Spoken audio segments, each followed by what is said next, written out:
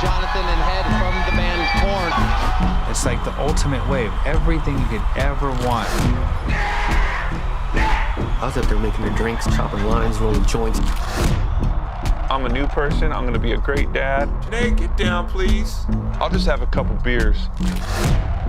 I saw like naked chicks like walking around. He was a master at hiding it. I was just scared that I was gonna screw up the kid like I was screwing up myself. Ryan Welch, thank you so much for joining us. Really Yes, appreciate it. Glad to be here, thank you. Talking about your new film, Loud Crazy Love, first of all, congratulations. It is incredible. Oh, thank you. Taking us back to the beginning of Korn, what was it that you actually wanted to achieve with the band when you started out as a young teenager? It was all ego. Just wanted to be famous rock star, you know? It's like wanted to write music. There was a little bit of a, you know, the art was in there. It was like I wanted to create something that people could enjoy and everything.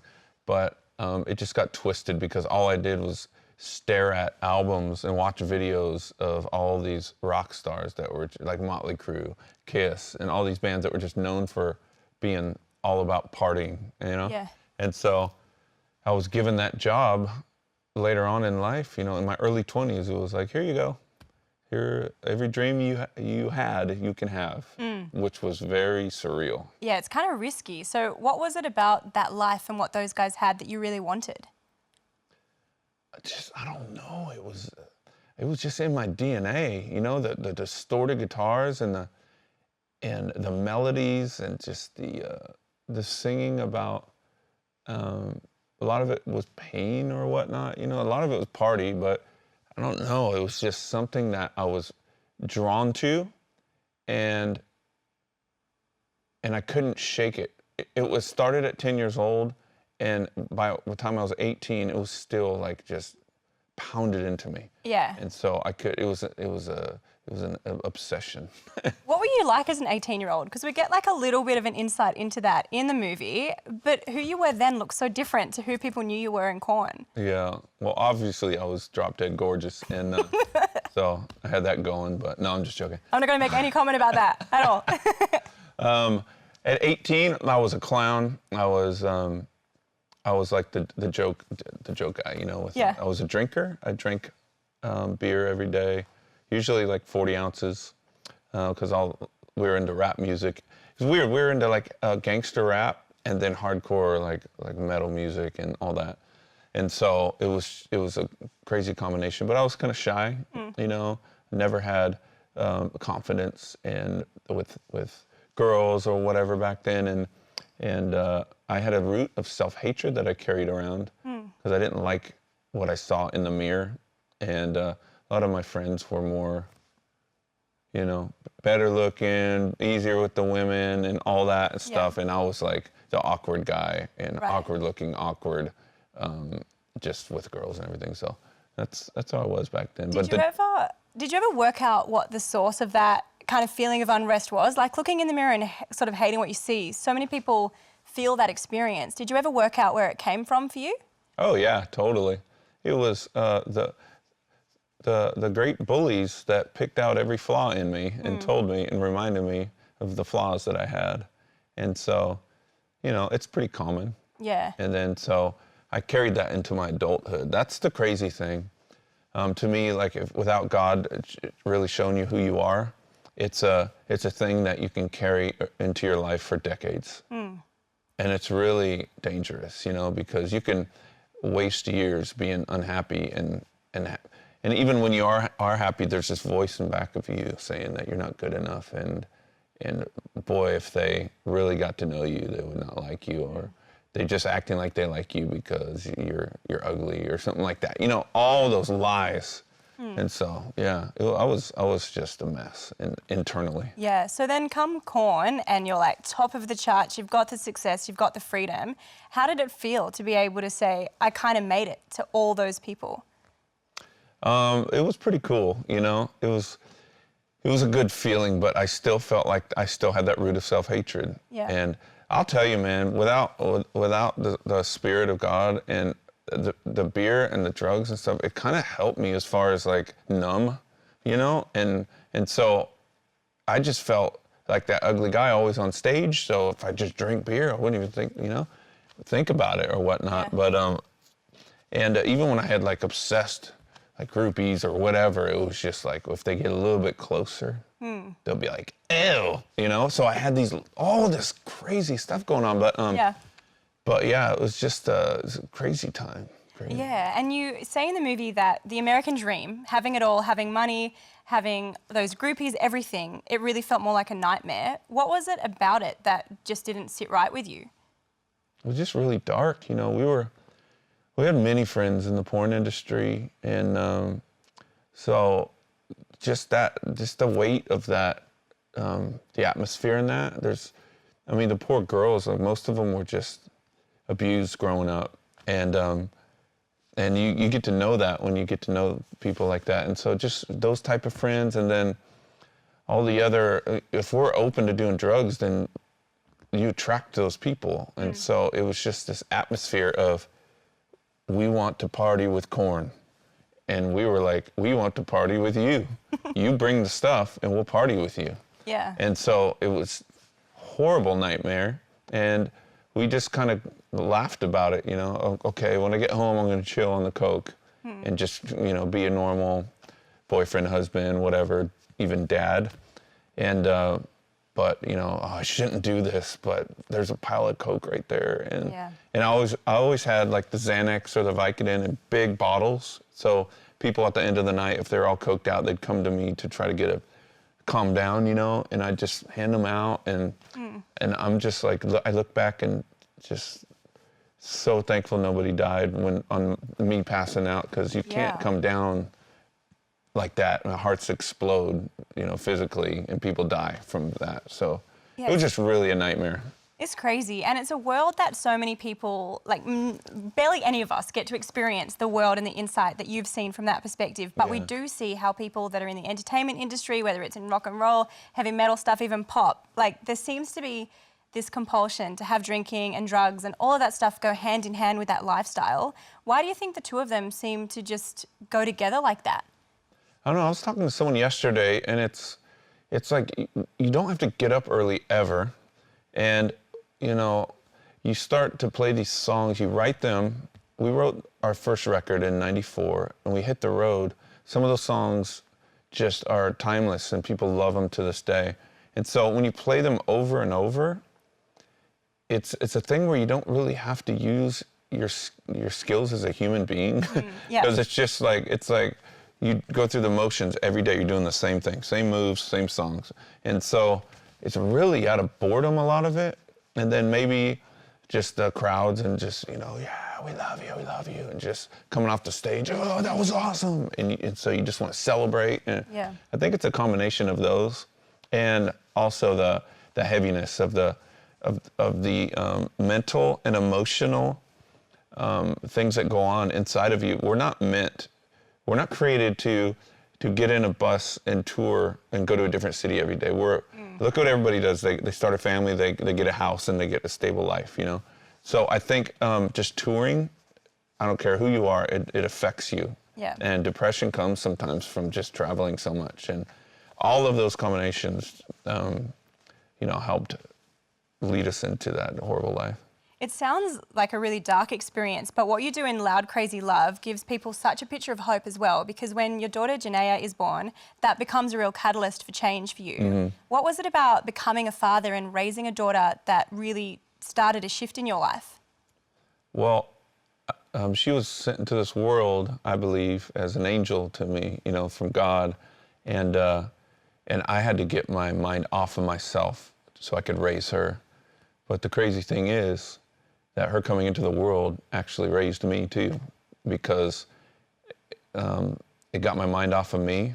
And there was a tug of war though, because I was like, okay, I need to be a good dad. I need to do the right thing here. And I wanted to, and I loved her. And there was just, but I had this desire to become this better person, And I tried, but all those issues in my mind I couldn't do it on my own strength. So I ran from that new person that I started to want to and work on it. Then I ran from it and went the other way. went deep, dark into drugs and just hired nannies. And when I'd come home, I'd kind of like put on the role. I'd be on drugs, but I'd be like, goofy dad, making breakfast. And meanwhile, I'm up all night, and it was so dark. But just her coming in and me, finally, the drugs got to the point where I was like gonna kill myself, or I was gonna die from the drugs or something, or end up in a psych ward, something really dramatic. Yeah. And I was telling someone earlier that I was on the Gold Coast in 2004, and I almost ran out of meth, and I was doing it for 2 years.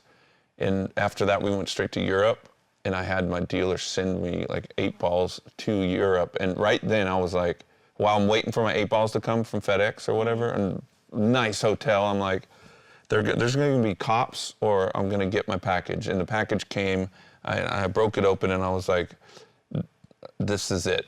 I have to stop. I've gone too far. And so that's when the church conversation came up after that tour. So at this point, who did you think God was? What was your perspective of God? I had 2 perspectives. If there was a God, he's way too past the stars and everything, so nobody could prove he's real. And the other perspective was Ned Flanders from The Simpsons, where like people say God and they know God, but they're so awkward and unrealistic, and that you don't even want to. You know what I mean? That was a decade and a half ago. That doesn't suit you at all. Right. No. And so that was my 2 perspectives, but. This guy that invited me to come to church was, he actually built hot rods and monster trucks and would win all the car shows that he put them in. Did you drive one of his hot rods? Oh yeah, I bought his Hummer. It was lifted 12 inches. I bought a Hummer from him. Nice. And he was a Christian, and his family were Christians, and they were happy, and they were just positive, and they were everything that I wanted to be. And so the guy's like, come to church with me. And I'm like, why? I'm trying to be cool. Yeah. He's like, just come to church with me. It's good for the soul. Come on. And I'm like, all right. And in my mind, I'm thinking, I need to hang out with these guys, and church would probably be good for me. And I'm thinking, they just don't party. And so if I hang out with people that don't party, maybe that's good. And I go there and I hear about the living Christ that will come to you and prove he's real and come and put his spirit in you. And I'm listening to it going, wow. If this is true, which I don't think it is, I need that. Yeah. But it sounds like nonsense. But if it is true, I'll take it, So I raised my hand and I received Christ, and I just went home and I was like, that guy said you're real. Yeah. If you're real, you better change me, because I'm good as dead if I don't change. I was just like, I prayed like I had been like a pro. Yeah. And, so having been on drugs then and had so many different kind of, I imagine, kind of out-of-body experiences in some way, what was it that made Jesus real to you? Because couldn't he have just seemed like another aspect of a high? Right.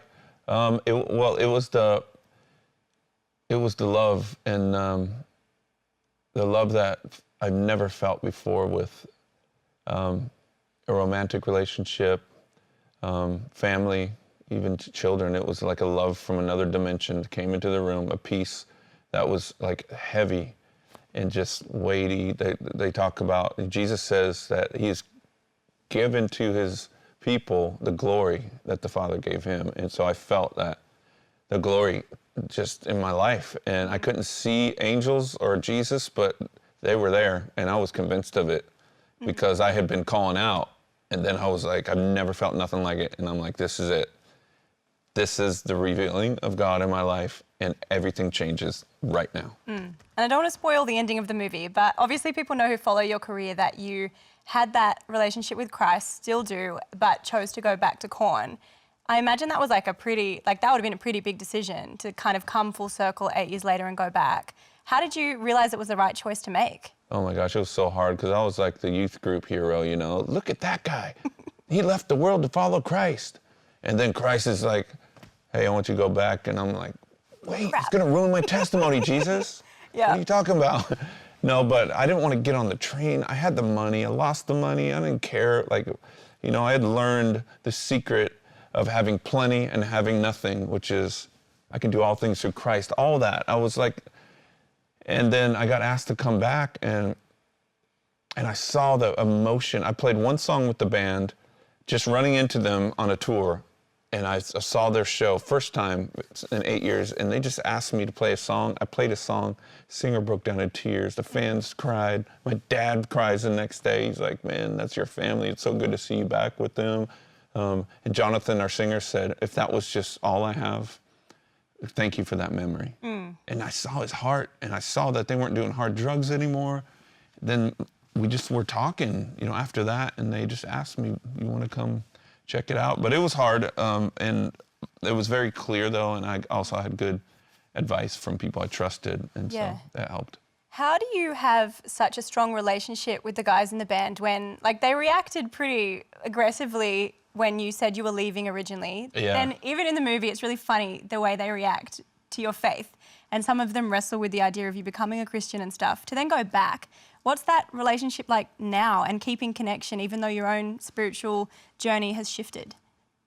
Well, that was right when I came back to the band. So part of it was they had to, you know, they had to come to terms. I'm a Christian and I love Christ. The bass player is a Christian too, so it was, that was good. And but our singer was spiritually abused when he was a kid, and he was like on a worship. He went to church and everything, and so he's just like, you know, he does not like the Christian religion. But like he said in the movie, I'm not a preachy MFer, so I'm okay in his eyes. But so you know what? There's different people in our lives, friends, family, that don't believe the same way as us, and I just want to love them, you know. And what are we gonna throw our family out that doesn't believe like us, you know? But he's way more chill nowadays, though. That was filmed a few years ago. Yeah. And so, yeah, it's a lot better now. It's really special, the brotherhood that you form with them. And when they all come to your parents' place and you have them all sitting there and your parents who look kind of like pretty normal but have been really influenced by your story too, just really special. And on the topic of your parents, there'd be a lot of mums and dads who have kids that were fans of your music or have gone through similar challenging stuff to what you guys did. Your parents say that they had no idea what was going on and didn't realise the challenges that you had personally. What's your advice to parents who have kids walking that walk and what they can do to actually help their kids through those hard times? Oh man, you know, my mom's always told me she saw the signs, but I would just joke it away, you know, oh, I'm fine, I'll just, you know, and so listen to the signs, listen to your gut, follow your gut, because moms know best, or, you know, and so, and tough love.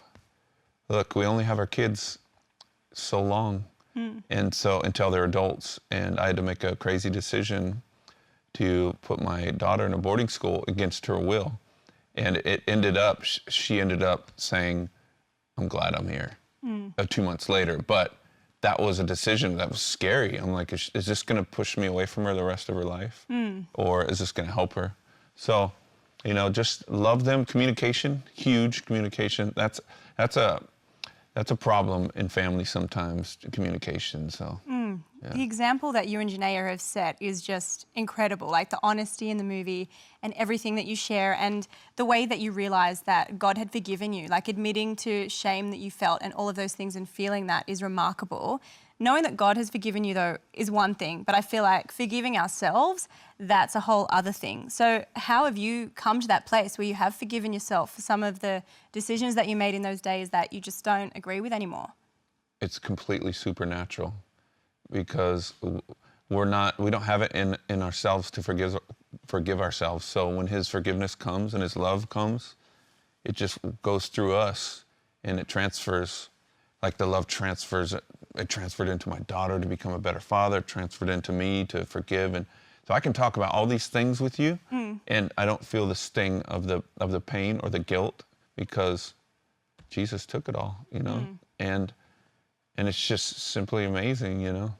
It's supernatural, it really is. And it's changed the relationship that you have with fans on the road too, because even what you see in Loud Crazy Love, people come up to you, they want you to pray for them. Even on the press tour that you've done here in Australia, people give their lives to you in some way, hoping that you will speak encouragement into them.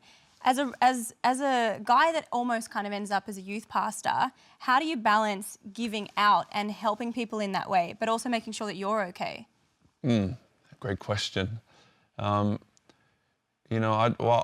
been taught, very intimately by Christ through 2 Corinthians 12 that there's power manifested in weakness. And so when I start to feel weak, in a healthy way, where I'm not going to burn out, I'm like, oh, this is awesome. Because he was like, I rejoice in my sufferings, Paul did, so that Christ's power may rest on me more. And so I always remember that. And I'm like, all right, Lord, Paul said it, so give me more of your power, and I see more results. And then when it's time, though, I get alone. And I'm a contemplator, and meditate, and just in that union relationship with Christ, and I get filled up like that. I'll go back to that word, it's all supernatural, Yeah. But I make sure, and that's really important. Yeah, just setting up those habits. And the way that Janaea has fed into your life as a daughter is kind of really unique as well, because she obviously had her journey as she grew up pretty much on the road with you. Mm-hmm. What have you learned from the way, even in the making of this film, what have you learned from her in the way that she lived through that season and has now essentially kind of made it out the other side? How does she inspire you? Oh my gosh, she is just she blows my mind. Just the fact that she let us, she's 15 years old, and she let us film her counseling sessions when she's in tears and everything, and it's in the movie, and just her overcoming her issues with me, with the church. Oh my gosh, the church, people were just so rude and would say the craziest things to her, and so just that supernatural forgiveness that she's went through too, and she blows my mind, and I'm so proud of her, and I think that she's gonna just do amazing things that are unique. She's gonna have a unique calling like her dad, I think, but in a different way. She don't want nothing to do with music. It's her hobby. Yeah, she plays the guitar in the movie. Yeah, right? Yeah. But she's like, I don't want your life. It looks extremely. Does that make you proud that she doesn't want it? Yeah, because it's not easy, man. You gotta be. But if she did, I would be. I'd back her. But touring as a musician is just not the easiest life, But Yeah, it's no joke. But right. Telling this story is a pretty brave thing to do. Why did you feel like it actually needed to come out and be documented on screen like this?